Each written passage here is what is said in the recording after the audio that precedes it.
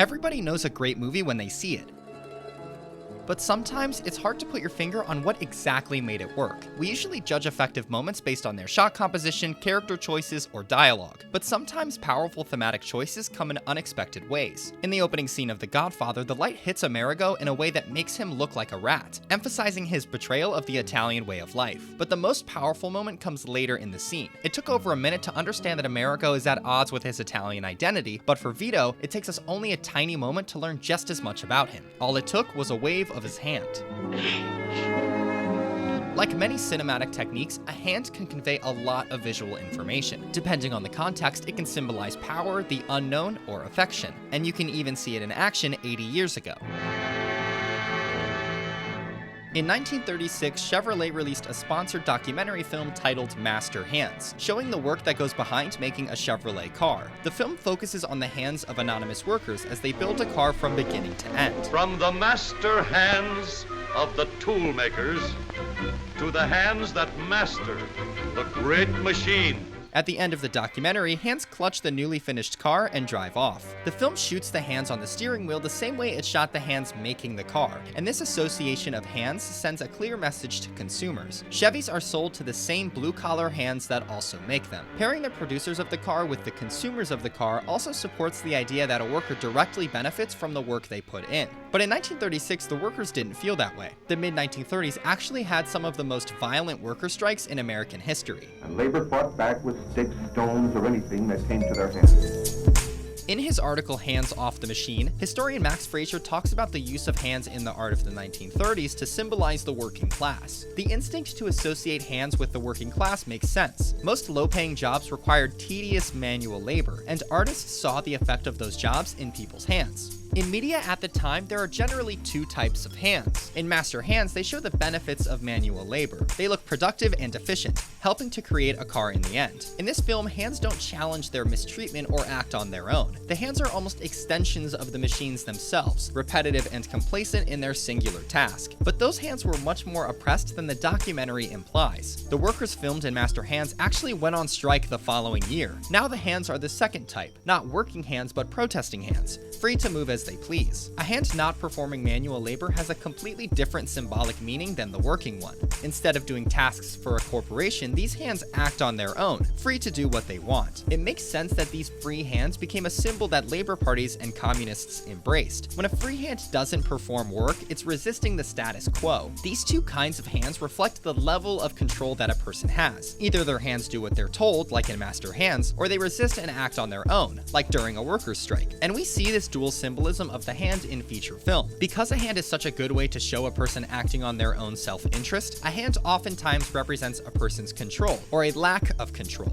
Of course, hands in movies don't always have to contain some grand symbolic meaning, but if you approach them from this angle, you may see some patterns in how they're used. Every human has hands, so it's a pretty accessible symbol in popular culture that filmmakers use in a variety of contexts. The symbolic power of hands is almost unlimited.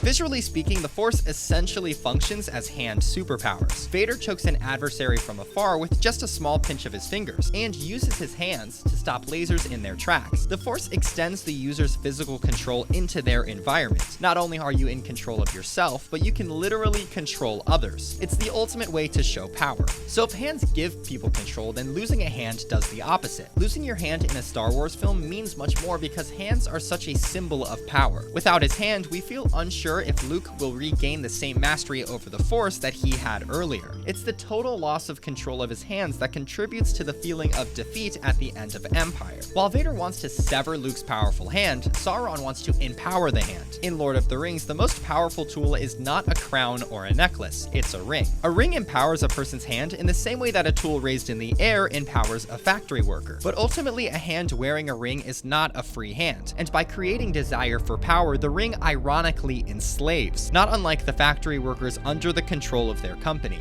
Fantasy films use hands and the extension of a person's hands to show power or the lack of it, and that includes the most popular franchise in recent memory. Like The Ring and The Force, the Infinity Gauntlet gets a lot of its symbolic strength by focusing on the hand. The gauntlet feels like one of the most intimidating weapons put to film because it extends the control of a hand into control of the fabric of the entire universe. It's certainly cool that Thanos can use the gauntlet to control moons. You throw another moon at me, and I'm gonna lose it. But we see his power the most when he does so much more with such a little gesture. With a simple snap of his fingers, he alters the course of the entire universe. It's basically the opening of The Godfather on steroids. Both Thanos and Vito essentially use their hands in the same way. Before Vito speaks, he gives a command with his hand to get Amerigo a drink. With such a small gesture, he can control the world around him. The hand movement shows Vito's power precisely because the gesture is so small. By placing the hand in the foreground, it dominates the scene and conveys visual authority. When Vito does his gesture, Amerigo is literally in the palm of his hands. Paul Thomas Anderson uses a similar method in There Will Be Blood. He often centers the frame on the hand to subtly communicate important bits of information. While a different film might cut to close-ups of faces or the map, Anderson has the confidence to stick to this wide shot and use hands to direct our eyes. And if anyone's hands command attention throughout the scene, it's Daniel's. He doesn't even have to directly face the camera to command the screen. When he goes to shake Paul's hand, his hand cuts across the frame, preventing Eli from leaving. This motion feels aggressive despite just being a handshake. It's a small example of Daniel's manipulative personality disguised as just the simple work of a businessman. Throughout the rest of the film, Daniel's hands are a main focus for his character. He regularly points, grabs, and slaps. That's it. And he always does so to express his authority. The film follows the power struggle between him and Eli, so it makes sense that they use their hands to attempt to take control. In this scene, Daniel asserts his authority and Eli stands by looking powerless, with his hands a little lower than the center of the frame. In many ways, they are like the hands of Amerigo, also tightly contained. The one big difference though is that Amerigo's hands tremble and move around randomly, while Eli remains steady. It turns out that Eli was only holding back, and we see the true power of his hands when he leads church. Here he has the authority to point, grab, and even slap Daniel. At this point in the film, Eli has just as much power. But of course, it's Daniel who wins in the end, and once again his hands dominate the frame. I drink your milkshake. But thinking about hands only as a symbol of a power dynamic sells them short. Many of the most famous hands in movie history don't necessarily fit into that idea. The problem is that we've been thinking of hands as an extension of the power of a human. But what if the hand isn't even human in the first place? And what if the hand isn't even attached to anything? There's a common horror trope of the severed hand that still moves. There's something frightening about a hand without its master, possibly because it literally has a mind of its own. If a hand represents control, then losing control of your hand would be the ultimate loss of agency.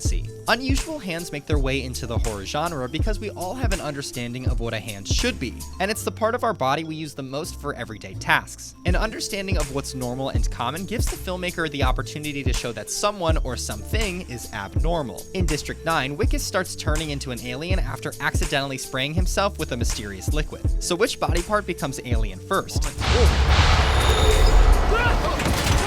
And as expected, his hand changing means he can now fire alien weapons. Not only do his hands represent the abnormal, but they still show the classic power dynamic.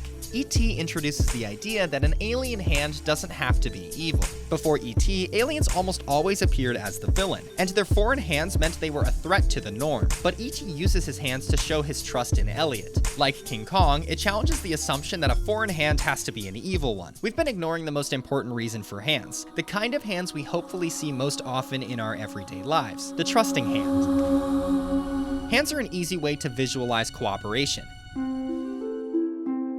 It goes against the idea that hands are used to dominate a situation. They can also show cooperation and affection. Hand touching isn't always cold and power-hungry like The Kiss of Death. A movie like Call Me By Your Name feels so warm and loving because characters regularly touch and hold each other, and not just in a romantic way. Elio's dad speaks to him in a surprisingly tender way about his relationship, and as the scene fades out, he reaches out to touch him. In contrast, the dad in American Beauty never touches anybody. Once he finally does, it's in such an awkward and unfulfilling way. Or maybe the dad dad's hand is too controlling. Hold my fin. Hold my fin. Marlin in Finding Nemo has to accept that he can never entirely control and protect Nemo. We see his conflict manifest literally when he holds onto the whale's tongue, but instead of a hand, it's a flipper. It's time to let go! Everything's gonna be alright! So hands really are the visible part of the brain. If some people literally use their hands as a language, I don't think it's much of a stretch to think that filmmakers can use hands to communicate complicated ideas. Control? Good. Or the lack of it. The foreign? Or the familiar? The loving? Or the sassy ones? It's definitely a weird way to look at a scene, but who knows, maybe one day it'll come in handy. I'm not sure what to do with my hands. Be good just to hold them down by your side. Yeah, great.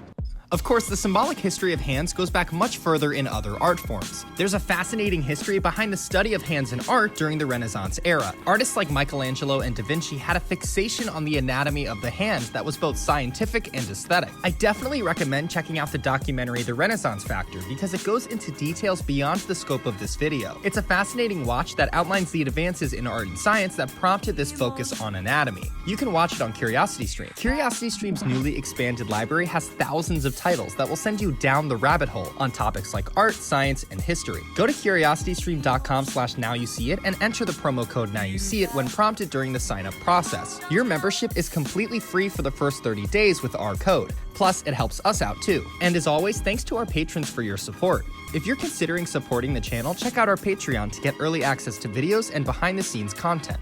Thanks for watching.